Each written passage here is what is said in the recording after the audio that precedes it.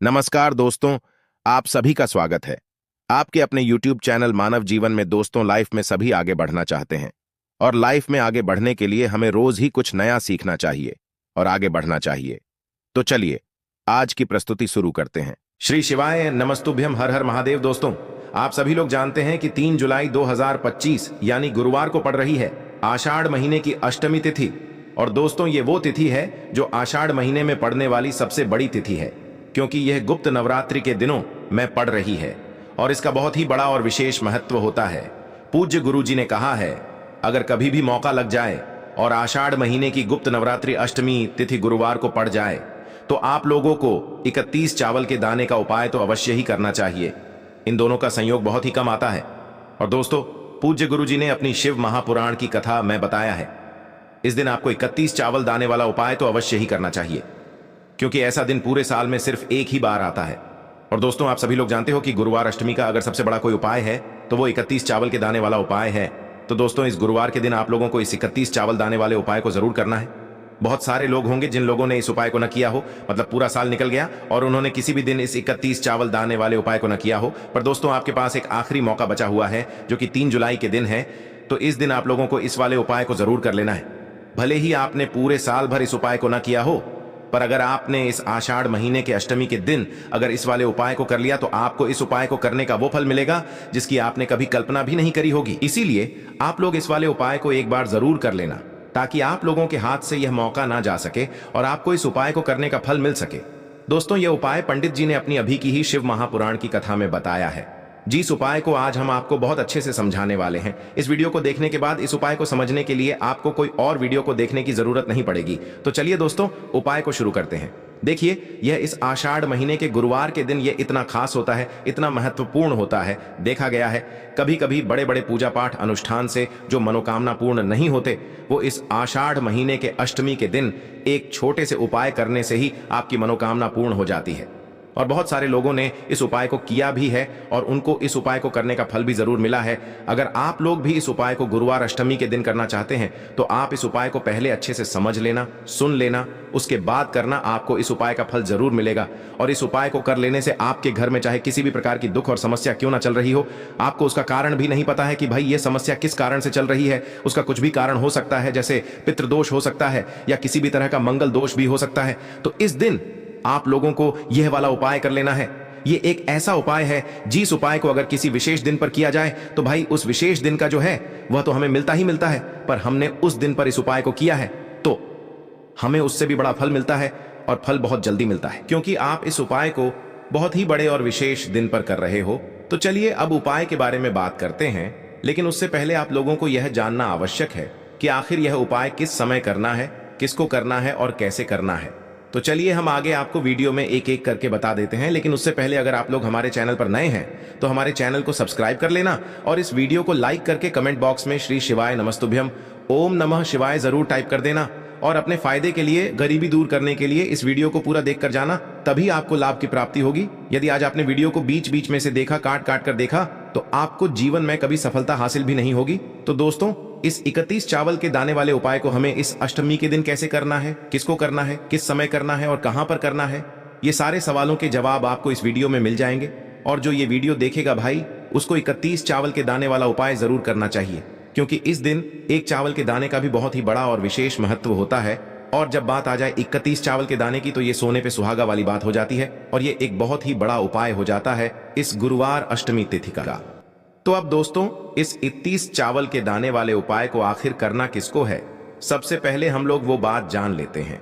तो देखो, घर की जो बड़ी माताएं बहनें होती हैं, उन माताओं बहनों में से कोई भी एक बड़ी माता बहन इस वाले उपाय को कर सकती है।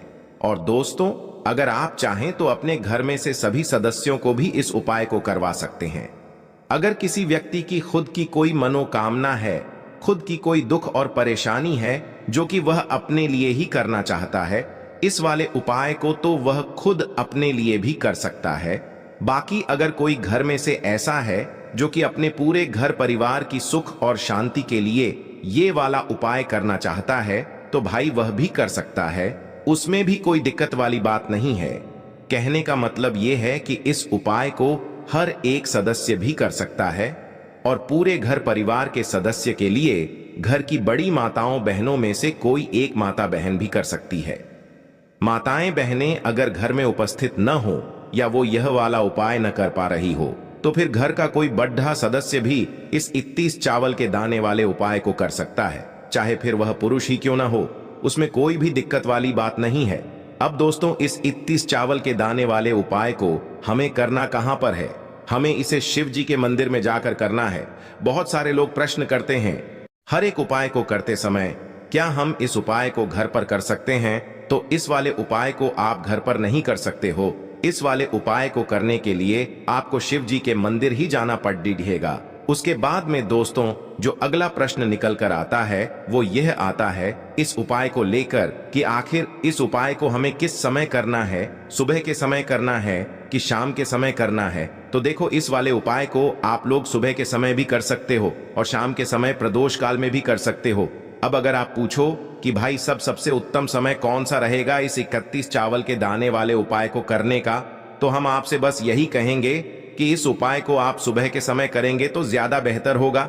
बाकी अगर प्रदोष काल शाम के समय भी करेंगे तो भी अच्छा होगा, उसमें कोई भी दिक्कत वाली बात नहीं है।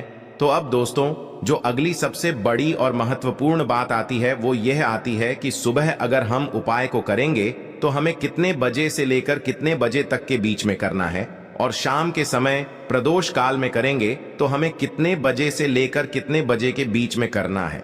तो देखो, सुबह जितनी जल्दी हो सके आप उपाय को करने की कोशिश करना। बाकी अगर किसी कारणवश लेट भी हो जाओ, थोड़ी देर भी हो जाए, तो 10 या 11 बजे तक भी आप उपाय कर लेना, पर 12 बजे से ज्यादा देरी ना हो। ठीक है, इस बात का ध्यान रखना। उसके बाद में दोस्तों, अगर शाम के समय प्रदोष काल की बात करें, प्रदोष काल का जो समय होता है वो शाम के 6 बजे से शुरू हो जाता है। मतलब शाम के 6 बजे से लेकर 7 बजे के बीच का जो समय होता है ये समय प्रदोष काल का समय होता है। पर अभी जो मौसम चल रहा है, इस मौसम में जो है शाम बहुत देरी से होती है, तो आप इस उपाय को 7 या 8 बजे के बीच में भी कर सकते हो। मतलब शाम के 6 बजे से रात 8 बजे के बीच में आप कभी भी इस वाले उपाय को कर सकते हो, उसमें कोई भी दिक्कत वाली बात नहीं है। अब दोस्तों, यहाँ पर इस उपाय को लेकर एक और सबसे बड़ी बात ये निकल कर आती है कि इस 31 चावल के दानों को हमें लेना कहां से होता है, और हमें इस उपाय को करने के साथ में क्या और कुछ भी सामग्री ऐसी होती है जो शिव जी के मंदिर लेकर जानी पड़ती है।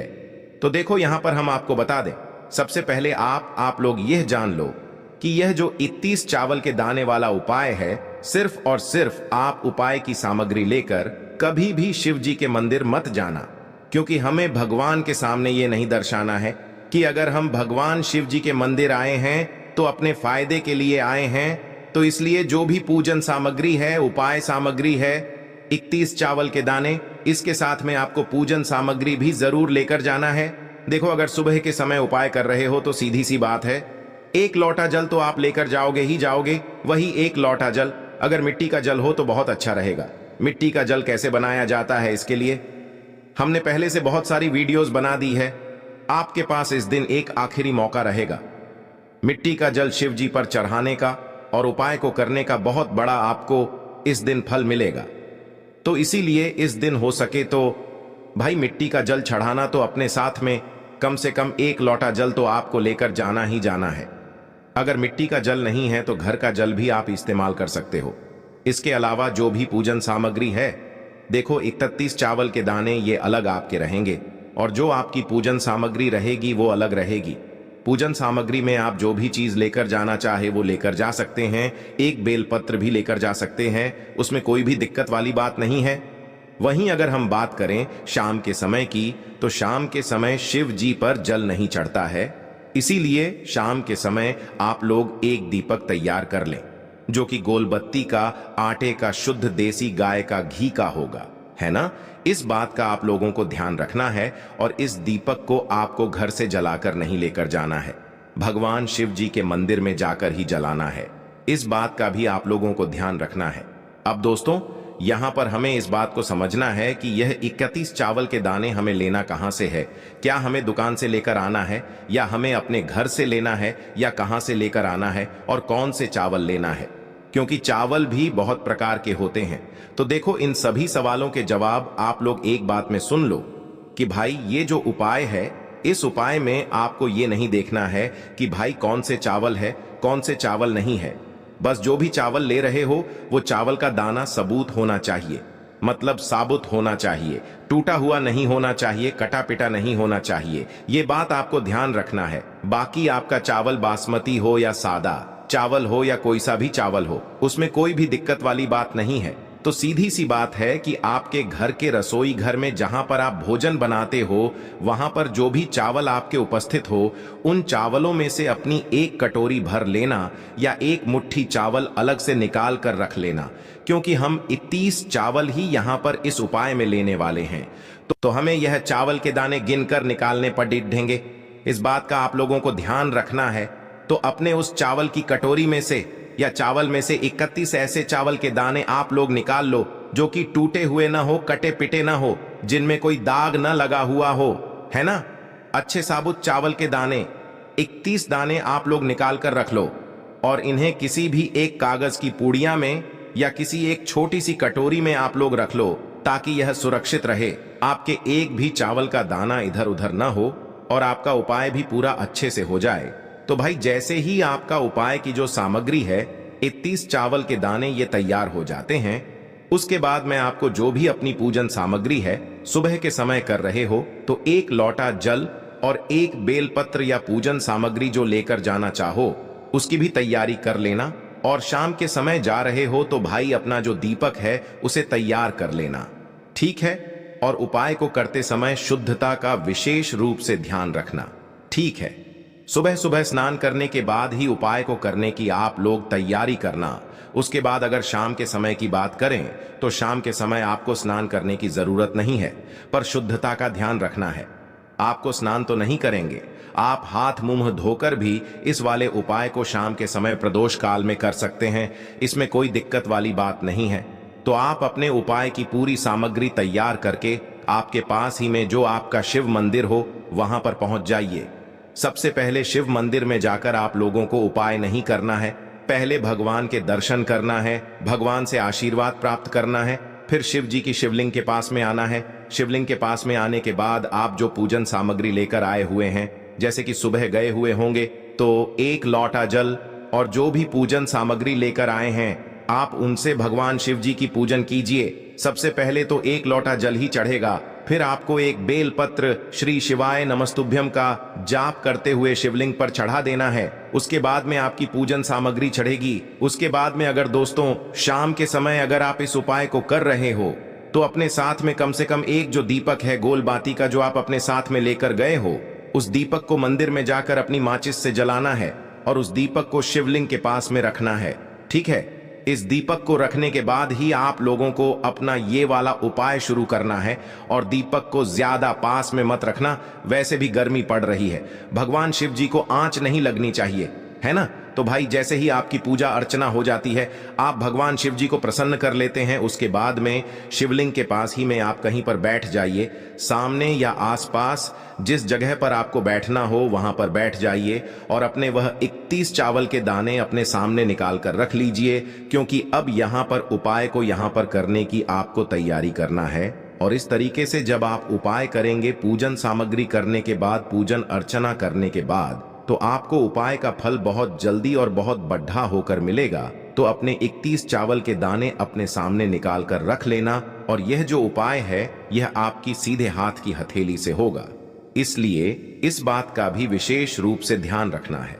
तो सीधे हाथ की हथेली का प्रयोग करके ही आप लोग अपना इस वाले उपाय को करना। अपने सामने जो भी आपकी कागज की पुड्डिया है उसको खोल कर रख लो, या कटोरी है तो भाई उसे अपने सामने रख लो और अपने वह 31 चावल के दाने निकाल लो, ठीक है। उसके बाद में दोस्तों अब आपको क्या करना है कि शिवलिंग आपके सामने होगी, तो आपने वह 31 चावल के दाने एक एक करके जहां पर आपने बेलपत्र चढ़ाया है, आपको शिव जी के शिवलिंग के ऊपर चढ़ाना है। कहां पर चढ़ाना है? शिवलिंग के ऊपर चढ़ाना है और कहीं पर भी नहीं चढ़ाना है। आपको अपने हथेली से तो शिवलिंग के ऊपर चढ़ाना है, भले ही फिर वो अपने आप जलाधारी पर गिर जाए या मतलब वहीं पर गिर जाए, उसमें कोई दिक्कत वाली बात नहीं है, पर आप चढ़ाओ शिवलिंग के ऊपर ही। तो आपको क्या करना है, अपना पहला चावल का दाना उठाना है, श्री शिवाय नमस्तुभ्यम बोलना है और शिवलिंग पर चढ़ा देना है। इसी तरीके से दूसरा चावल का दाना उठा है, शिवलिंग पर चढ़ाना है और मंत्र बोल देना है। और फिर तीसरा चावल का दाना उठाना है, श्री शिवाय नमस्तुभ्यम बोलना है और चढ़ा देना है। इसी प्रकार से आपको पूरे 31 चावल के दाने एक एक करके शिव जी के शिवलिंग के ऊपर चढ़ाना है और भगवान से प्रार्थना करते जाना है। मतलब प्रार्थना तो आपको आखिरी में करना है, पर हर एक चावल के दाने को चढ़ाते समय श्री शिवाय नमस्तुभ्यम जरूर बोलना है। उसके बाद ही में यह चावल का दाना शिवलिंग के ऊपर आपको चढ़ाना है। जैसे ही आपके 31 चावल के दाने शिवलिंग के ऊपर चारच जाते हैं, तो भाई उसके बाद में आपको क्या करना है, भगवान से अपनी मनोकामना बोलना है। मनोकामना भी कब बोलना है, जब आपका 31 चावल का दाना आपके सीधे हाथ की हथेली में हो और आप उसे चढ़ाने के लिए जा रहे हो। श्री शिवाय नमस्तुभ्यम बोलकर उस आखिरी चावल के दाने को शिवलिंग के ऊपर चढ़ा देना और भगवान से फिर अपनी वह मनोकामना बोल देना, जिस मनोकामना के लिए आप लोग अपना यह वाला उपाय कर रहे हो। जिस भी दुख और परेशानी के लिए आप लोग अपना यह वाला उपाय कर रहे हो, उसके बाद में जैसे ही आप अपनी मनोकामना बोल देते हो, आपका यह वाला उपाय पूरा हो जाता है। पर दोस्तों, उपाय को करने के बाद आप लोगों को 2 मिनट भगवान शिव जी के मंत्र का जाप जरूर करना है।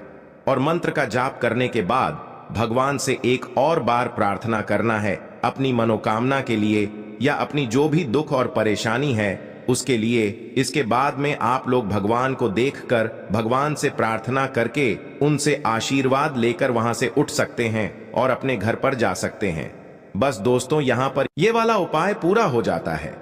इस तरीके से जो भी व्यक्ति छोटी छोटी चीजों का ध्यान रखते हुए इस 31 चावल के दाने वाले उपाय को करेगा, निश्चित सी बात है उसे उसकी मनोकामना जल्द ही पूर्ण होगी और जो भी दुख और परेशानी है वो भी बहुत ही जल्दी दूर होंगे। और दोस्तों, अगर आपको हमारी ये वीडियो पसंद आई हो तो हमारे इस वीडियो को लाइक और चैनल को सब्सक्राइब जरूर करें। हर हर महादेव, ओम नमः शिवाय। के लिए आपको लेना है 11 चावल के दाने। गुरु जी ने कहा है चावल के दाने खंडित नहीं लेने हैं, बिल्कुल साबुत होने चाहिए। उसके साथ में आपको लेना है एक बेलपत्र। बेलपत्र का भी एक नियम है, अगर आपके पास बेलपत्र नहीं है तो आप शिवलिंग से उठाकर उसको पुनः शुद्ध जल से धोकर इस्तेमाल कर सकते हैं। इस प्रकार आपको बेलपत्र लेना है। इसके बाद आपको एक लोटा जल लेना है। अब ये सब सामग्री लेकर आपको जाना है महादेव के मंदिर में। देखो, अब आपको उत्तर साइड में खड़े हो जाना है और सबसे पहले आपको एक बेलपत्र अपने हाथ पर और 11 चावल दाने रखकर शिवलिंग के ऊपर अपना नाम और गोत्र बोलते हुए समर्पित कर देना है और ओम नमः शिवाय श्री शिवाय नमस्तुभ्यं का लगातार जाप करना है।